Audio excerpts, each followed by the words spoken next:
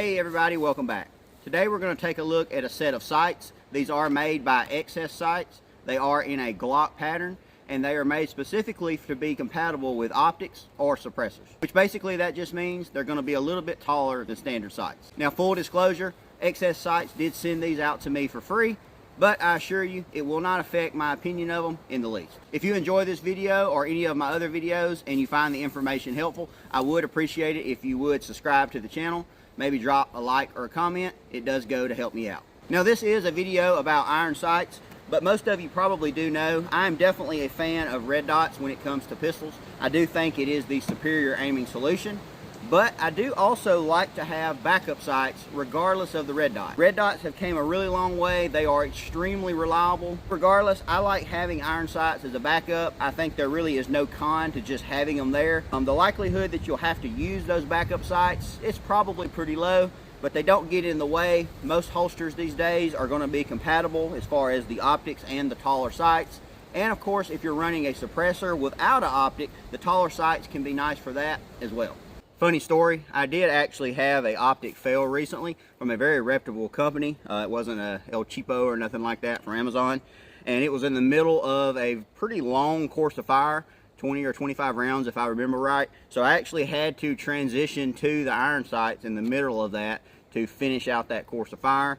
And that's just kind of proving the point, I guess you could say, of why I always like having these backups on there.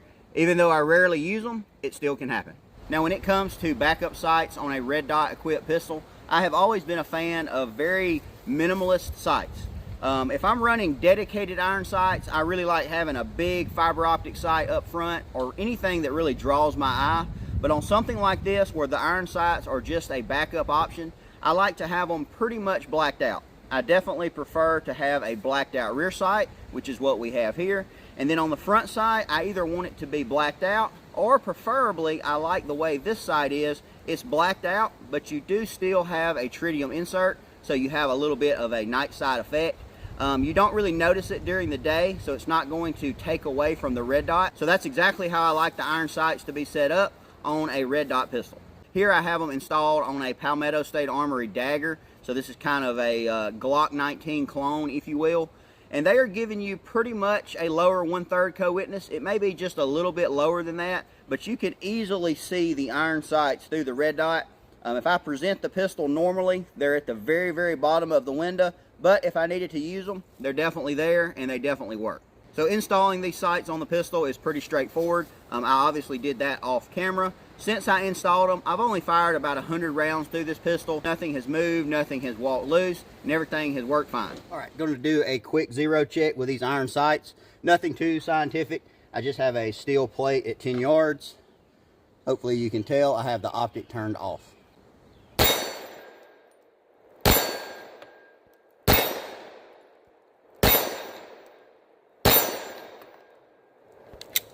I think that's good enough, especially for backup sights. They will come in a blister pack. Inside you will have a sticker, you'll have a little bit of gun oil, you'll have some red Loctite, and then you'll obviously have the sights themselves. All in all, these sights do exactly what I want backup sights to do. They are there, they're robust, they're very functional if they need to, but at the same time, they do not impede the function of my red dot in any way. I simply do not notice them unless I need them. And if you're in the market, I would recommend them. Well, that about wraps us up for today's video. I hope you enjoyed it and found the definitely thought that was a waltz. Well, that about wraps us up for today's video. I hope you enjoyed it and found the information helpful. If you would like to contact me directly, there's several ways you can do that. Instagram or Facebook is going to be the best way, but you can also get me in my email, which is down in the description of this video. As always, thanks for watching. See y'all next time. All right, obviously we are here at 100 yards. Gonna see if I can connect a couple times with a C-zone steel target. Using the irons. That's a hit.